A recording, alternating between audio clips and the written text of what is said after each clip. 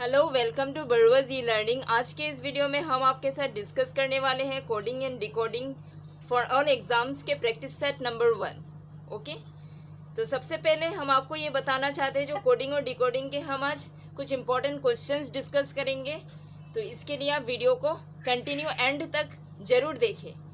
तो चलिए हम सबसे पहला प्रश्न आपके साथ डिस्कस करते हैं कोडिंग और डिकोडिंग। क्वेश्चन है, if New York is equal to 111 then New Jersey is equal to question mark. यहाँ पे ऑप्शन में दिया गया है 104, 124, 134, 114।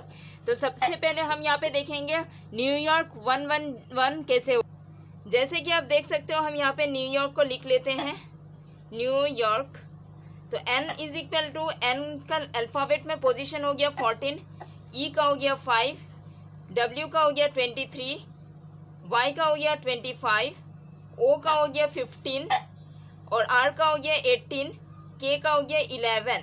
तो अगर हम इन सब लेटर्स का पोजीशन को प्लस करते हैं, अल्फ़ाबेट का पोजीशन को प्लस करते हैं हम यहाँ पे, तो यहाँ पे क्या होता है 111 होगा। यानी कि इन सारा लेटर्स के पोजीशन को हम अगर इंग्लिश अल्फ़ाबेट के पोजीशंस को हम यहाँ पे प्लस करते हैं, ऐड करते हैं, तो यहाँ पे 111 यानी कि 111 आ गया।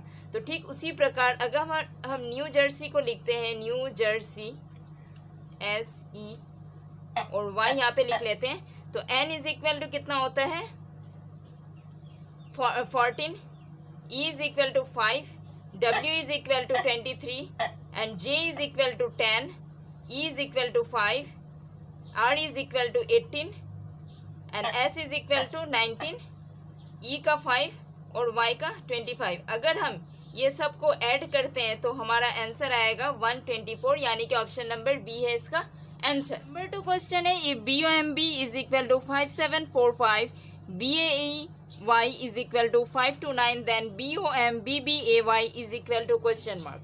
तो यहाँ पे आपको नंबर को यहाँ पे लिखना होगा BOMBBAY का नंबर क्या होगा यहाँ पे। तो सबसे पहले आप देख सकते हो यहाँ पे अल्फ़ाबेट दिया गया है, यानी कि इंग्लिश अल्फ़ाबेट का लेटर्स दिया गया है और यहाँ पे नंबर्स दिया गया है। तो सबसे पहले जब भी यहाँ पे लेटर्स और नंबर्स आते हैं कोडिंग और डिकोडिंग में, तब सबसे पहले हम लेटर्स का पोजीशन को देखते हैं। तो सबसे पहले यहाँ पे देखा जाए तो BOMB, तो B का पोजीशन 2 होता है, लेकिन यहाँ पे क्या लिखा हुआ है 5 लिखा हुआ है, इसका 7 लिखा हुआ है, 4 और 5, यानी कि B का 5 लिखा हुआ है यहाँ पे, O का 7, M का 4 और B का 5 लिखा हुआ है। तो यहाँ पे BAY का 5 to 9, Y का पोजीशन 25 है, A का पोजीशन 1 है इंग्लिश अल्फ़ाबेट में। तो यहाँ पे ये क्या हो गया, ये डायरेक्ट कोडिंग का क्वेश्चन है। ये क्या हो गया, डायरेक्ट कोडिंग का क्वेश्चन है।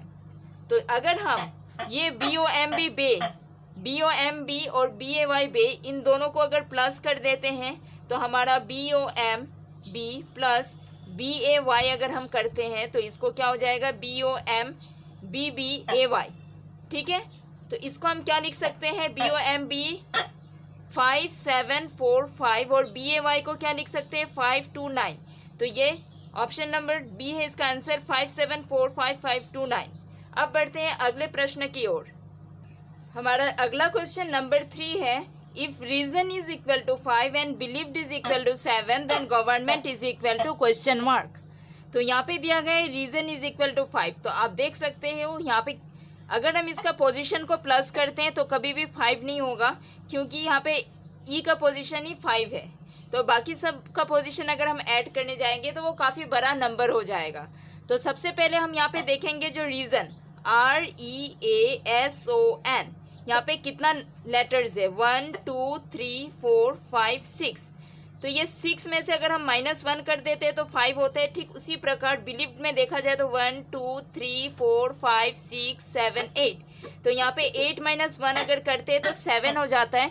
ठीक उसी प्रकार गवर्नमेंट में 1 2 3 4 5 6 7 8 9 10 होता है।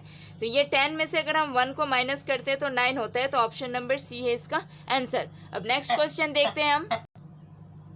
क्वेश्चन है, if military can be written as 1 2 3 2 4 5 6 7 how can limit be written in that code. अगर मिलिट्री को हम ऐसे लिख सकते हैं तो लिमिट को कैसे लिखेंगे। तो सबसे पहले हम यहाँ पे इसको लिख लेते हैं। जैसे कि हम यहाँ पे मिलिट्री को लिख लिए और इसमें कोडिंग वाला नंबर्स को भी हम लिख लिए 1 2 3 2 4 5 6 7। तो यहाँ पे m को 1 लिखा गया है, i को 2 लिखा गया है। ये भी डायरेक्ट कोडिंग का क्वेश्चन है। तो ठीक उसी प्रकार अगर l i m i t को हम देखते हैं तो l का कितना दिया गया है, 3 दिया गया है, i का यहाँ पे 2 लिखा हुआ है और m का यहाँ पे लिखा हुआ है 1 और i का 2 लिखा हुआ है, t का 4 लिखा हुआ है, यानी कि 3 2 1 2 4 नंबर ए ऑप्शन है इसका आंसर। ये है डायरेक्ट कोडिंग का क्वेश्चन। तो आप सबसे पहले क्वेश्चन के पैटर्न को समझने का कोशिश कीजिएगा। तो ऐसे ही हम कोडिंग और डिकोडिंग के प्रैक्टिस सेट्स लाते रहेंगे। ऐसे ही कॉम्पिटिटिव एग्जाम से रिलेटेड मैथमेटिक्स, रीजनिंग्स और दूसरे सब्जेक्ट्स के वीडियोस पाने के लिए चैनल के साथ जुड़े रहें।